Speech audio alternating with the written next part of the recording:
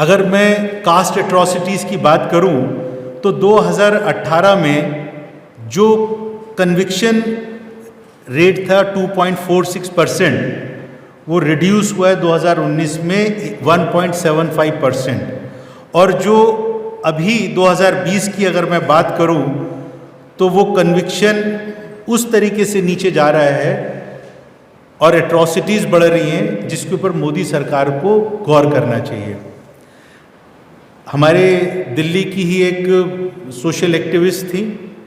इशरत जहां, उसको 2 साल जेल के अंदर डाल के रखा और 2 साल के बाद जब उसको रिहा कराया तो उसके ऊपर कोई आरोप साबित ही नहीं कर पाए। ये भारतीय जनता पार्टी के नेताओं के इशारे के ऊपर जिसको गिरफ्तार किया था। अभी जिस तरीके से हारून भाई ने यहाँ पर बताया कि हमारे पूर्व विधायक रहे दिल्ली से अलका लांबा,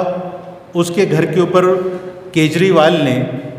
जो भारतीय जनता पार्टी का हम खुले तौर पे ये आरोप लगाते हैं और ये बताते हैं कि वो भारतीय जनता पार्टी की बी टीम है, उसी नरेंद्र मोदी के नक्शे कदम पे चलकर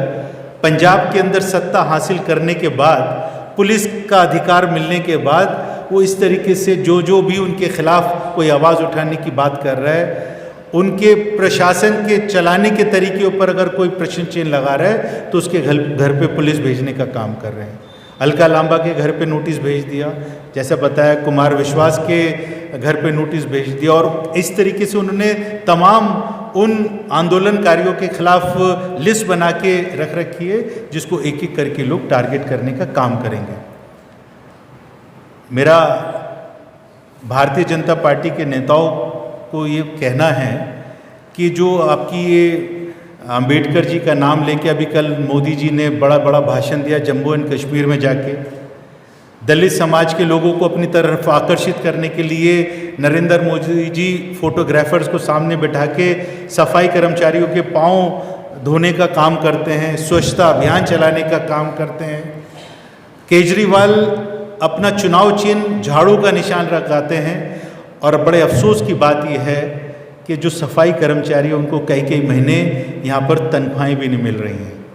तो अंबेडकर जी का नाम का दुरुपयोग ना करें, ना तो केजरीवाल और ना नरेंद्र मोदी, क्योंकि लोग अब पहचान चुके हैं कि ये किस तरीके से दलित विरोधी हैं, वंचितों के विरोधी हैं, और देश के अंदर दलितों के ऊपर अत्याचार करने में इनको मज़ा आता है, ये साफ जाहिर हो गया है। हमारी अपील थी कि जिग्नेश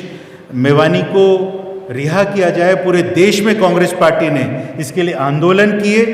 मैं तमाम अपने कांग्रेस के उन आंदोलनकारियों को और सोशल एक्टिविस्ट को शाबाशी देना चाहता हूं, और आगे के लिए भी मैं एक रिक्वेस्ट करना चाहता हूं, जब भी कोई इस तरीके का अत्याचार किसी भी सोशल एक्टिविस्ट के खिलाफ ये प्रशासन का दुरुपयोग करके भारतीय जनता पार्टी के लोग करें तो मजबूती के साथ आप वो आवाज़ उठाएं। जिग्नेश मेवानी को अभी आज ही ये प्रेशर जो कांग्रेस पार्टी ने बनाया, आज उसको रिहा कर दिया गया। मैं सिर्फ इतना कहना चाहूँगा कि ये सरकार को झुकाने का तरीका सिर्फ एक ये है कि हमको सड़कों पे उतरना पड़ेगा इस सरकार के तानाशाही अंदाज के खिलाफ। मैं आपको अभी जो हाल ही में गुजरात के एक हमारे नौजवान विधायक साथी जो दलितों की आवाज़ मजबूती से पूरे देश के अंदर उठाने का काम कर रहे हैं, उनको सिर्फ इतना सा कहने पर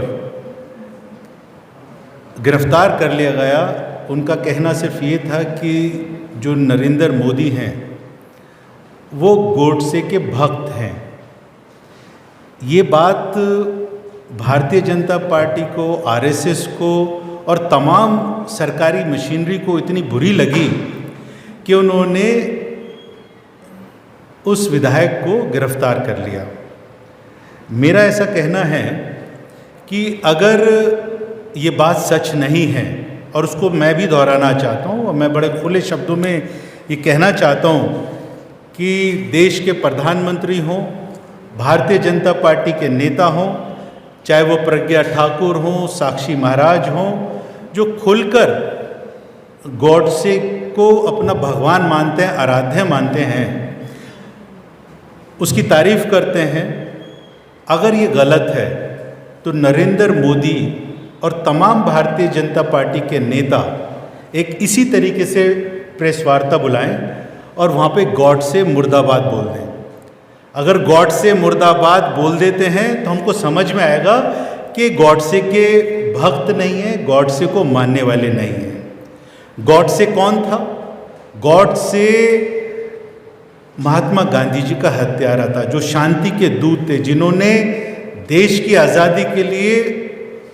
पूरा जीवन देश की आज़ादी के लिए लगा दिया। उसकी हत्या करने वाला नाथूराम गॉडसे था। उसी तरीके से देश में जिस तरीके से कोई भी आवाज़ अगर सरकार के खिलाफ उठाता है, मनुवाद को बढ़ावा देने वालों के खिलाफ अगर कोई आवाज़ उठाता है, तो उसका भी इसी तरीके से ये लोग सरकारी तंत्र का, कानून का उल्लंघन करते हुए, संविधान को दरकिनार करते हुए ये लोग उनके ऊपर मुकदमे बनाते हैं, उनको गिरफ्तार करते हैं, जेल में डालते हैं। भीमा कोरेगांव के अंदर 2018 के अंदर दंगा हुआ। उस दंगा को फैलाने का काम भी आरएसएस और विश्व हिंदू परिषद के लोगों ने और भारतीय जनता पार्टी के कार्यकर्ताओं ने वहाँ पे किया।